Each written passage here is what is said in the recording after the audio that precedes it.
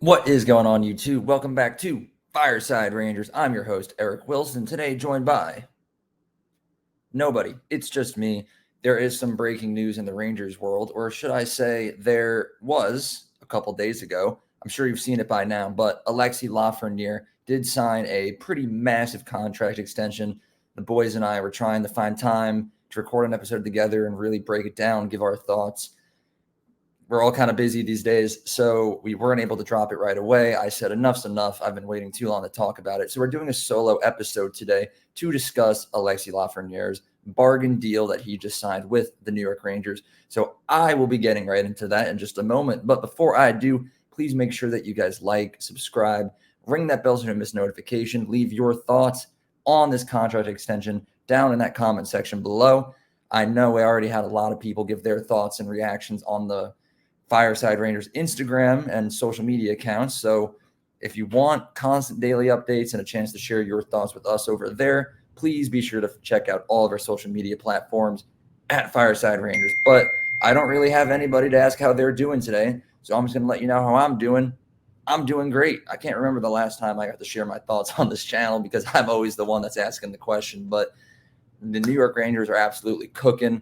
We do have the Fireside Rangers Halloween special coming out in just a couple days. Longtime fans of the channel will remember that from last year. We all dressed up, had a good time, recapped the first month of the season. We're going to be doing that again in just a couple days for Halloween. So be on the lookout for that. Don't really want to dive too much into the Ranger season thus far because I do want to save most of my thoughts for that. So really for this episode, it'll be a shorter reaction and breakdown to this Alexi Lafreniere contract. Enough small talk. Let's get right into that. Alexi Lafreniere. Here we are. He's on the final year of his bridge deal. Things were looking a little iffy. You know, the Rangers do have a large amount of free agents coming up after this season. Igor Shesterkin, namely the biggest one. We've been talking about him quite a lot on this channel. Keandre Miller is an upcoming free agent. Ryan Lindgren is an upcoming free agent. And it used to be that Alexi Lafreniere was an upcoming free agent, but the Rangers handled business right away. Kind of seems like those other contracts, mainly Igor, we're going to be waiting until pretty much the end of this season, if not like halfway through the offseason after this season concludes before we get any news on him or any of the other players. But Alexi Lafreniere apparently really wants to be a New York Ranger. He wants to be a New York Ranger so bad that he took an incredible bargain deal. It's a very team-friendly contract. Throughout this episode, I will be making continuous references to Igor Shesterkin because I really, really hope that there's some magic going on. Igor stumbles across this video and he watches it and he takes notes because unlike Igor Shesterkin, who might be acting a little bit selfish, only focusing on himself and personal records that he wants to set, Alexi Lafreniere did the exact opposite. I thought personally, heading into contract negotiations with Lafreniere, it would have to be max 8 years, at least 8 or 9 million average annual value. But no, we get a nice 7-year deal that'll expire when he's 31 years old, not too old to the point where his career is going to be on a decline, and not young enough to the point where he's going to be looking for another massive pay raise. The term is perfect. As far as the money talks go, $7.45 million annually. Extremely, extremely cheap. I'm like, when I said I was expecting like 8 or 9 million average, that was like the low range that I would have hoped for. You know, realistically, Lafreniere could have been looking for 9.5, maybe even 10 million, because you have to factor in the salary cap. It's going to keep increasing every single year. It paused for a little bit because of COVID, but ever since then, the last couple of seasons, it's gone up at like 4 or 5 million, and it's expected to keep doing that. So right now, 7.45, it already looks good. That's already a bargain deal for a guy like Lafreniere who's having an even better season than he did last year. Just imagine how that number is going to look 5 years from now when Lafreniere is 27 or 28, hitting his prime, maybe hitting 90 to 100-point seasons, and he's making that little. That's the type of deal that you don't see that often. Honestly, heading into today's episode or the day that Lafreniere signed over the weekend, I would have told you that I thought Vincent Trocheck had the best contract on the New York Rangers. Right now, I think that is the second best. Alexi Lafreniere has the best contract on the Rangers. Except, maybe Igor. Igor's contract is pretty phenomenal, but It's about to not be. So point is, Alexi Lafreniere, I must commend you. That's the type of player who wants to see his team win a Stanley Cup. You can't win it with just one player. It's already rough that we're going to have to pay Igor what we're going to have to pay him. It's rough that Panarin's making 11.6. If Alexi Lafreniere broke the bank, finding surrounding pieces would have been a lot harder to do.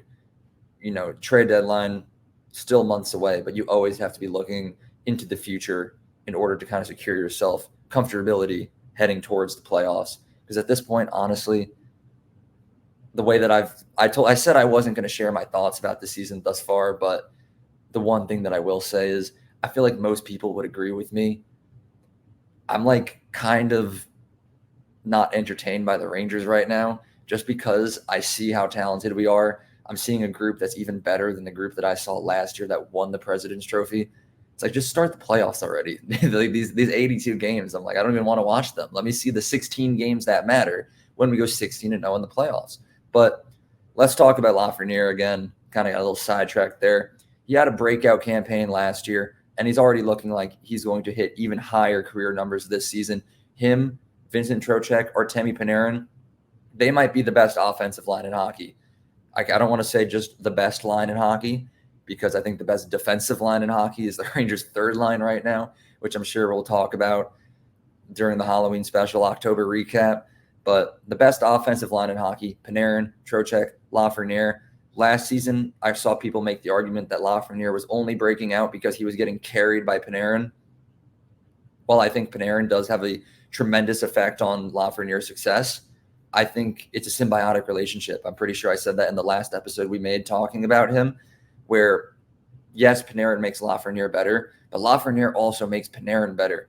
Lafreniere has developed into a very well-rounded skater who knows how to score both goals and assists. He's very confident with the puck, and he does things that I honestly don't see from any other forward on the New York Rangers, and that's only going to continue to improve.